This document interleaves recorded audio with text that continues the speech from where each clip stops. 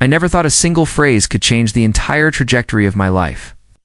But when my boss looked me dead in the eyes and said, "You're just not a team player," I felt my world crack open. My name is Jason Wright, and until that moment, I'd been the golden boy at adrenaline marketing, an ambitious agency built on bright ideas and cutthroat competition. I was the guy who always had a creative pitch ready, who stayed late to meet impossible deadlines, who saw my coworkers as comrades in a battlefield of client demands. So when he said I wasn't a team player, it felt like he was tearing my soul apart with a single sentence. I'd been with the company for 5 years of 12-hour days, endless coffee runs, late-night brainstorming sessions, and pouring every last ounce of myself into the work. I'd watched as others took credit for my ideas, and I swallowed my pride because I believed that's what it meant to be part of a team. I believed in loyalty, in lifting everyone up. But apparently, that wasn't enough. It started 3 months ago, just before the annual review cycle. Rumors were flying about budget cuts, but I didn't think twice about it. I was safe, I told myself after all. I just landed a major client that had kept the entire agency afloat during the leanest months. I'd been praised in every team meeting for my dedication and my ability to bring in new business. But when the meeting invite hit my inbox, one-on-one, Jason Wright, my gut twisted. I walked into that glass-walled office expecting a handshake and a pep talk, but the moment I saw his face, calm, cold, almost bored, I knew something was wrong. He didn't even offer me a seat, just leaned against his desk and said it like it was nothing. "Jason, you're just not a team player. We're letting you go." My ears rang, my vision tunneled. I remember the faint smell of stale coffee and the cloying cologne he wore, the way the afternoon sun glared against the glass, making everything feel unreal.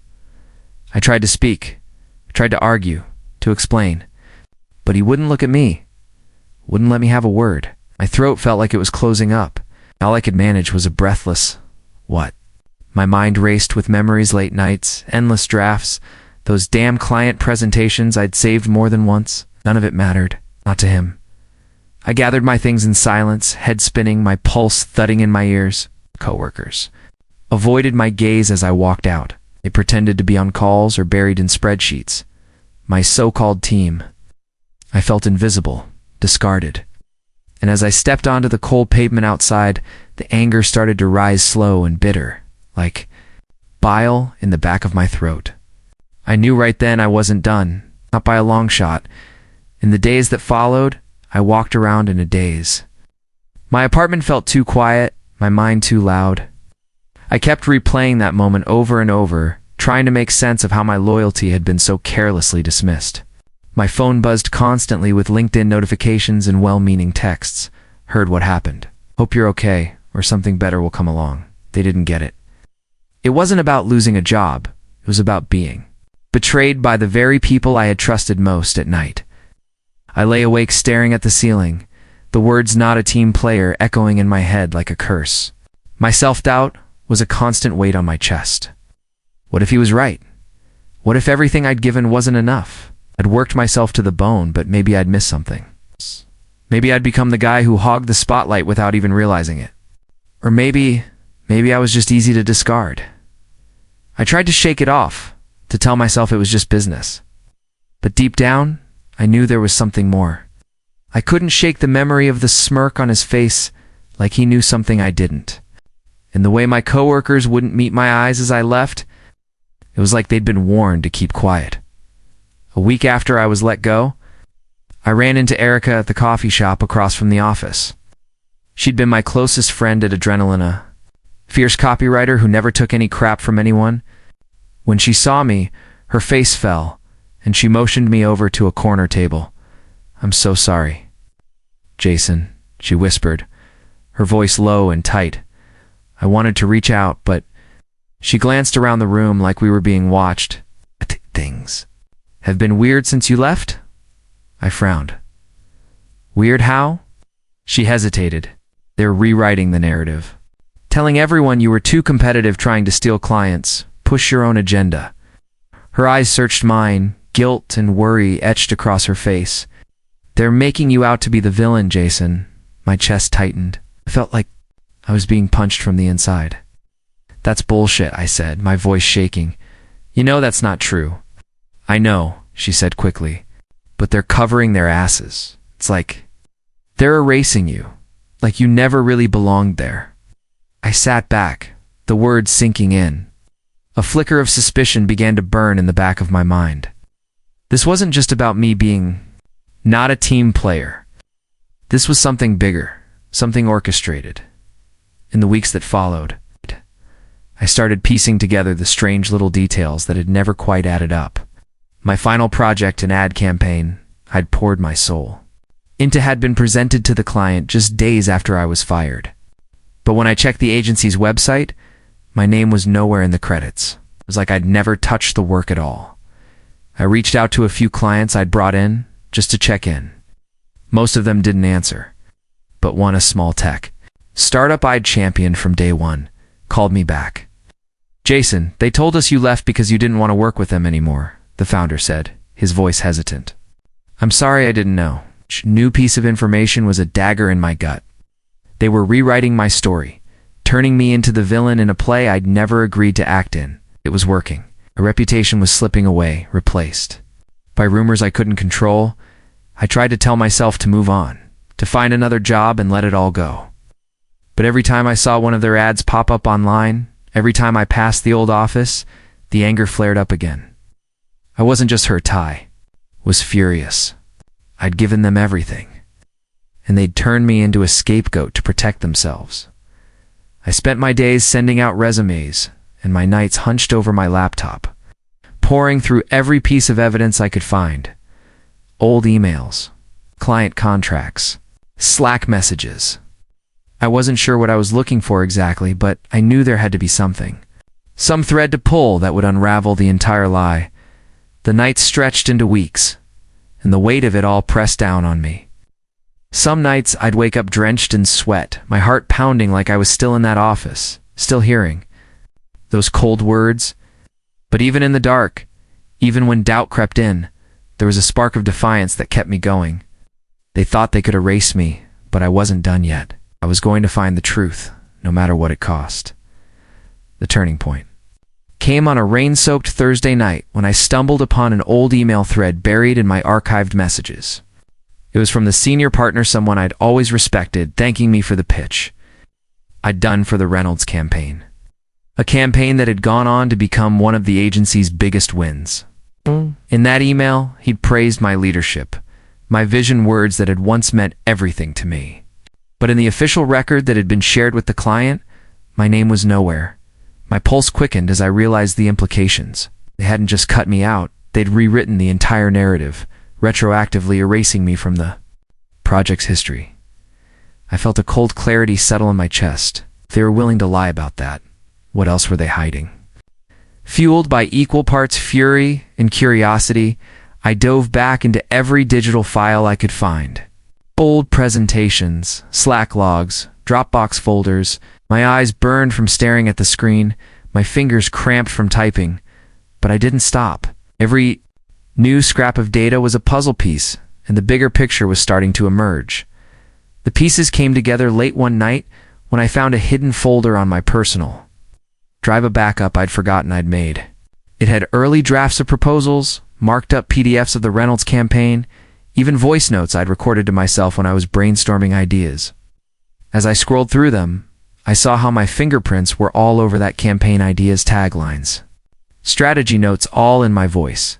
Act. And there, buried in a spreadsheet, Act, was a budget breakdown that told me everything I needed to know. The senior partner had reallocated a chunk of the bonus money that was supposed to go to me and my team, funneling it instead into his own consulting fees. It was theft, plain and simple. I sat back in my chair, heart pounding in my throat. I felt sick, like I'd swallowed a fistful of nails. But I also felt something else, a hot surge of resolve. They'd stolen from me, lied about me. But now I had proof. I knew I couldn't go public with it yet, not without risking everything. But I also knew I couldn't sit on it forever. I needed allies. And I knew exactly where to start. I called Erica the next day. She answered on the first ring. Her voice hushed. Jason, what's going on? I have something, I said. Proof. Real proof that they lied about everything. She was silent for a moment, and then she said, I want to see it. We met at a small bar across town, a place nobody from the agency would think to go. I handed her my laptop and showed her the emails, the spreadsheets, the voice notes. She scrolled through them with wide eyes, her lips pressed into a thin line. They screwed you over, she said finally, her voice shaking. What? And they're still using your work to make themselves look good? I nodded, the bitterness in my mouth like copper. I'm going to take it back, I said, but I can't do it alone. She looked up at me, and in that moment I saw the old fire in her eyes. I'm in, she said, whatever you need.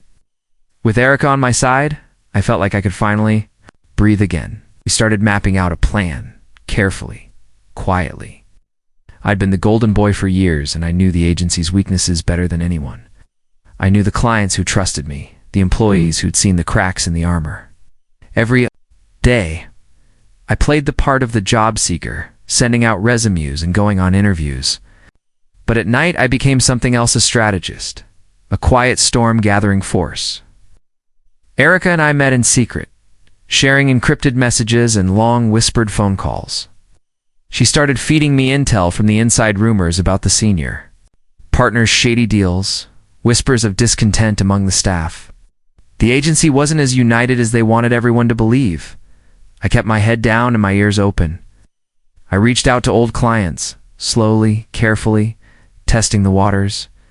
Some were cautious, but a few offered quiet support, people who remembered my work, who knew the truth even if they couldn't say it out loud. Through it all, the emotional weight was crushing. There were nights I still woke up in a cold sweat, convinced I was making a mistake. But each time doubt crept in, I remembered the look on my boss's face when he told me I didn't belong. And I knew I couldn't walk away. I was no longer the eager team player, desperate for approval. I was done begging for scraps of loyalty from people who had none to give. I was going to turn their own game against them, in my terms, piece by piece. I was building my case, gathering allies, and waiting for the perfect moment to strike. Because I wasn't just fighting for my job anymore, I was fighting to take back everything they'd stolen from me. And I wouldn't stop until I'd won it all. The day I chose to confront them dawned bright and cold, a perfect reflection of the storm brewing in my chest. Erica and I had spent weeks carefully plotting every detail, every angle, until we knew we couldn't fail. I walked into that office with my head high, my shoulders back, my heart beating like a war drum. I wasn't there to beg for anything. I was there to take back what was mine. They were in the middle of a meeting when I arrived. All of them gathered around the big glass conference table like a pack of wolves. My former boss Gregory was at the head, his face set in that smug, confident smirk I'd come to loathe. As I pushed open the door, the room fell silent. All eyes turned to me, and for a moment, no one spoke. Jason, Gregory said slowly, his tone dripping with false warmth. This is unexpected. I held up the manila folder in my hand, feeling the weight of it like a weapon. I'm here to set the record straight, I said, my voice calm and clear. You've been rewriting my story. Today, that ends. Leaned back in his chair, his eyes narrowing. I don't know what you think you're doing, but save it, I cut him off. My voice was sharper than I'd intended, but I didn't care. You lied to everyone, our clients, our team. You stole my work and my reputation, and I have proof. A flicker of uncertainty crossed his face, but he recovered quickly, giving me a patronizing smile. Proof? Jason, I think you're confused. We've moved on from the past. I dropped the folder onto the table, the papers fanning out of mails. Budget reports, voice notes, everything I'd gathered over those long, sleepless nights. This isn't the past, I said. This is fraud, and I'm done letting you hide behind your lies. The room erupted into a low murmur as the other team members leaned in, their eyes darting between me and the documents. Gregory's face paled, his fingers tightening around the edge of the table. Where did you get this? Demanded, his voice shaking ever so slightly. I met his gaze, steady and unflinching. From the files you tried to bury, from the clients you lied to, from the people you thought were too scared to speak up. I glanced around the room, meeting the eyes of the few who had always looked at me with suspicion. You thought you could erase me, but I'm still here. He shot to his feet, his chair scraping back with a harsh screech. This is slander, he said, his voice rising. You're trespassing. I'm calling security. Go ahead, I said coolly. Call them. I'll wait. For a long moment, he just stood there, breathing hard. Then he turned on his heel and stalked out of the room. I watched him go, a strange calm settling over me. I'd expected him to fight harder, to bluff his way out of it like he always did. But deep down, I knew he was terrified, because he understood. What I was capable of. The others in the room shifted uncomfortably, whispering among themselves. Erica slipped in quietly, her eyes meeting mine with a small, fierce smile. She stepped forward, clearing her throat. I can vouch for everything. Jason is saying, she said firmly. I've seen the records, the client emails. The way he's been scapegoated to cover for Greg's theft. The senior partner man, who had always seemed so untouchable, looked from me to Erica, his mouth working soundlessly. This isn't how we do things, he stammered. No, I said softly, but it's how I'm doing things now. I pulled out my phone and hit play on one of the voice notes, my own voice, from those late-night brainstorming sessions. The room fell silent as my words filled the air, my ideas laid bare for all to hear. The truth was undeniable. My work, my voice, my legacy. Gregory came back in to security guards flanking him. Jason, you need to leave now, he said, his voice low and venomous, before this gets worse for you. I smiled faintly. It's already worse for you, I said. I've already sent everything to the clients, to the legal team. This isn't a negotiation, it's a reckoning. For a moment, the room held its breath. Then one of the newer employees, someone I barely knew, spoke up, his voice shaking. I always wondered why your name was missing from the Reynolds project, he said quietly. I thought it was just an oversight. Hey, it was no oversight. I said, it was theft, and today, I'm taking it back. Gregory's face twisted with fury. You think you're going to ruin me? He spat. I stepped closer, lowering my voice so only he could hear. I'm not here to ruin you. He said, you did that yourself. I'm just here to show everyone who you really are. For a long moment, he stared at me, his jaw working. Then he turned away, his shoulders slumping in defeat. I felt a surge of triumph, cold and clean and bright. I'd spent months doubting myself, questioning my worth. But now, I stood in the heart of their empire, and I'd torn the lies apart piece by piece. As I walked out of that glass conference room, Erica at my side, I felt a weight lift off my shoulders. The battle wasn't over, but the tide had turned. I wasn't just surviving anymore, I was fighting back, and I was ready to claim what was mine. The fallout was swift and brutal. Within days, the agency's carefully crafted facade began to crumble. Clients I'd personally brought in started pulling their accounts, citing ethical concerns and breach of trust. The news spread like wildfire in the industry, a cautionary tale of arrogance and betrayal exposed. Gregory tried to contain the damage, spinning desperate stories about misunderstandings and miscommunications. But it was too late.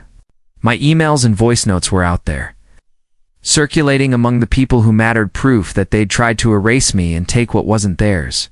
The legal team stepped in, demanding answers from Gregory and the partners. Whispers of financial misconduct turned into formal investigations. I watched from a distance as the man who'd once thought he was untouchable found himself facing the consequences of his own choices. His smirk was gone, replaced by a hollow stare. For me, the initial rush of vindication was overwhelming, a surge of relief and justice I'd been denied for too long. But beneath it, a quiet sadness lingered. I thought about all the nights I'd spent there, believing in something bigger than myself. About the friendships I'd lost in the crossfire. About how easily loyalty could be twisted in WEAPONIZED. Erica and I stayed in close contact, sharing updates and watching the agency unravel piece by piece. She told me about the hushed conversations in the hallways, the looks of disbelief and quiet support from those who'd always suspected the truth. "It's like you turned on the lights," she said one night. "You can't pretend anymore." I smiled faintly at that. "Good," I said. "It's about time."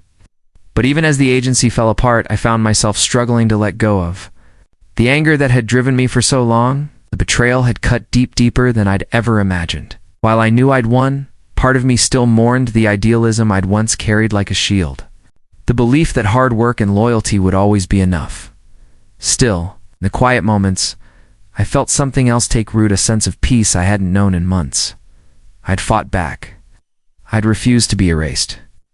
And in doing so, I'd reclaimed not just my reputation, but my sense of self-worth. As the dust settled, I realized that this wasn't just about revenge. It was about redemption. It's about standing up for myself when no one else would. And as I walked away from the ruins of what had once been my second home, I knew one thing for certain. I was done letting anyone define my worth but me. In the weeks that followed, I found myself reclaiming pieces of my life I'd long ignored.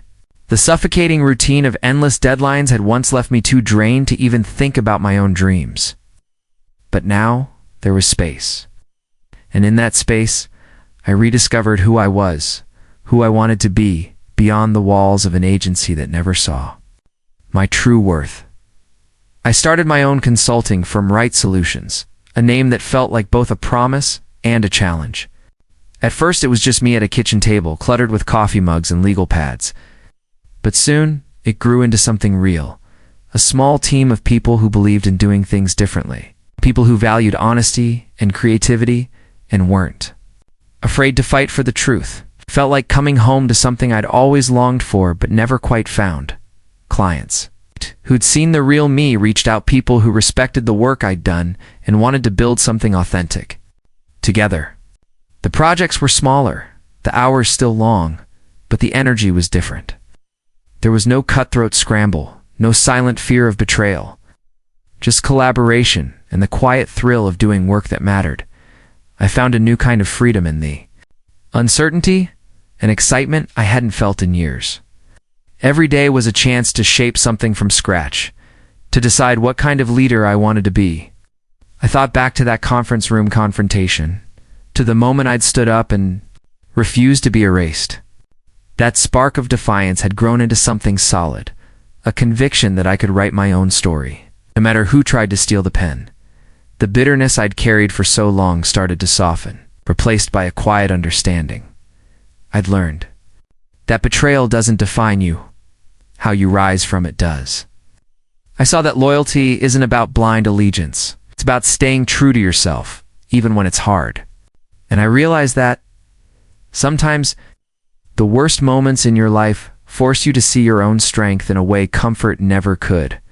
On a warm afternoon, as I watched the sun sink low over the city skyline from my new office window, I felt something I hadn't felt in years. Peace. Not the fragile kind that depends on others' approval, but the kind that comes from within. I thought about all the nights I'd spent awake, consumed by anger and self-doubt. Those nights were over.